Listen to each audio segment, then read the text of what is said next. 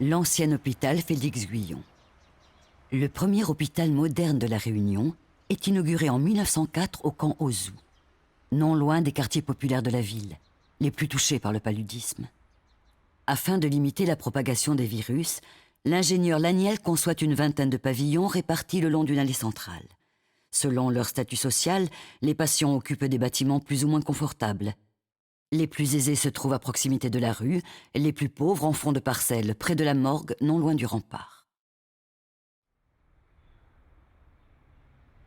Accessible via un grand porche en basalte, la rue intérieure dessert un ensemble de constructions au style architectural extrêmement varié. Cette grande diversité a été rendue possible notamment grâce à l'apport d'une importante innovation, les pierres artificielles conçues à l'aide de moules.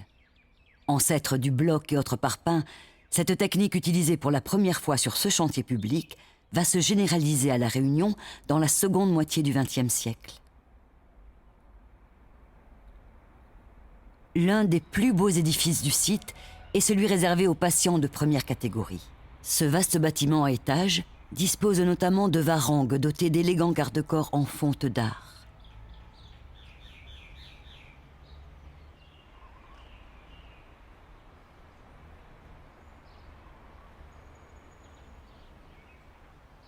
Fermé en 1957, suite au transfert de ses services au centre hospitalier de Belle-Pierre, cet hôpital, baptisé Félix-Guyon en hommage au célèbre urologue réunionnais, est aujourd'hui désaffecté.